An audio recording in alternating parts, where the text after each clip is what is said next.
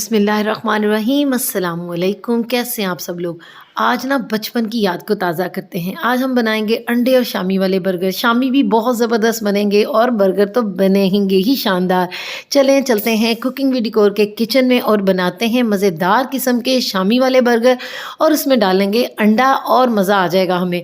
2 teaspoon नमक, 2 teaspoon लाल मिर्च, 2 teaspoon सूखा धनिया, 2 टीस्पून ज़ीरा पाउडर, 1 टीस्पून हल्दी है और 1 टीस्पून हमारे पास दादर मिर्च है। 1 टेबलस्पून के करीब लहसुन और 1 टेबलस्पून जो है ना वो अदरक जाएगा। 3-4 हरी मिर्चें जाएंगी जिसको आप काट के डाल लें या बॉइलिंग टाइम पे डाल लें, आपकी अपनी चॉइस है, ठीक है। उसके साथ हमारे पास सूखा धनिया है, वो भी 1 टीस्पून है। 3-4 लौंग हैं, 2-3 दालचीनी के टुकड़े हैं और 1 अदद जो है ना वो मोटी इलायची यानी काली इलायची है।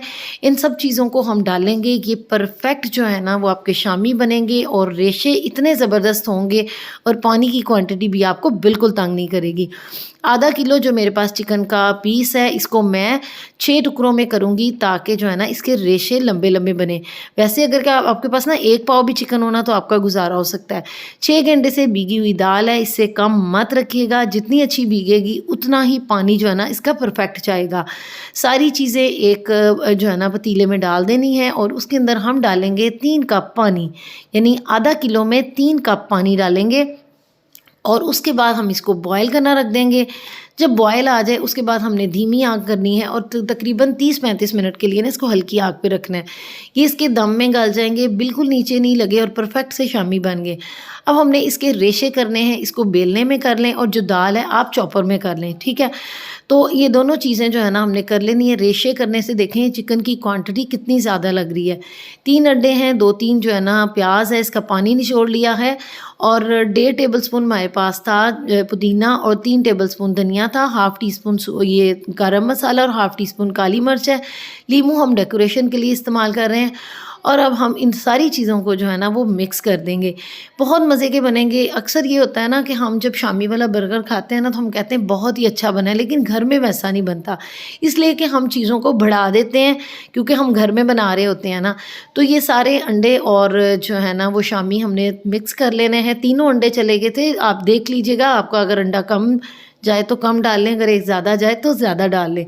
अभी हमने इसको अच्छे से शामियों को बना लेना है और इसकी बॉन्डिंग अच्छी हो जाए तो इसको बना के आप फ्रीज़ कर लें।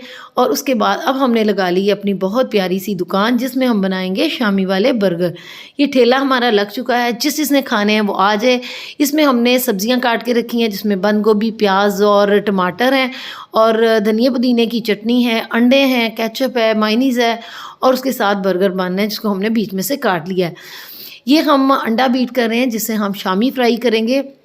ये बड़ा सा हमने तवा ले लिया है और उसके अंदर धड़ाधड़ हमने ऑयल डालना है, बार बार डालना है और ये शामी जो है ना 5 मिनट के अंदर हमारे रेडी हो जाएंगे। अब इसको लगा के हमने साइड पे लगा लिया है और अंडा जो है ना हमने इसमें नमक और काली मिर्च डाली है और एक एक अंडा जो है ना वो एक एक बर्गर में डालेंगे। हल्का सा चुटकी नमक और चुटकी काली मिर्च डाल के अच्छा सा मैंने बीट किया और उसके बाद जो है ना मैंने इसको तवे पे डाल दिया। और हर दफ़ा आपने इसमें ऑयल लाजमी डालना है क्योंकि ये ज़्यादा ऑयल में पकता है तो फूला फूला बनता है, ठीक है। अभी हमने ले लेने हैं बर्गर और इनको लाल कर लेना है और हमने फिर इसमें डालना है ऑयल और ऑयल डालने के बाद इसको अच्छे से लाल करना है। अब हम अपने इसको सैम्बल कर लेते हैं। सबसे पहले हमने धनिया पुदीने की चटनी लगानी है और उसके बाद हमने अपने शामी रख देने हैं। अब शामी अगर ज़्यादा रखेंगे ना तो उसका वो फ्लेवर नहीं आएगा। उसके ऊपर अंडा रख दिया और उसके बाद बंद गोभी के चंद टुकड़े रख दिए। उसके बाद हमने रखे टमाटर और ऑनियंस। अब ऑनियंस जो है ना वो आपने ठंडे पानी में रखने हैं ताकि इसकी स्मेल और कर्तन जो है ना वो निकल जाए। माइनस डाल देनी है, केचप डाल देनी है और उसके बाद इसको बंद कर देना है। और देखें माशाल्लाह से ये पहले प्यारा कितना लग रहा है। खाइएगा, बनाइएगा, दुआ में याद रखिएगा। बहुत बहुत शुक्रिया।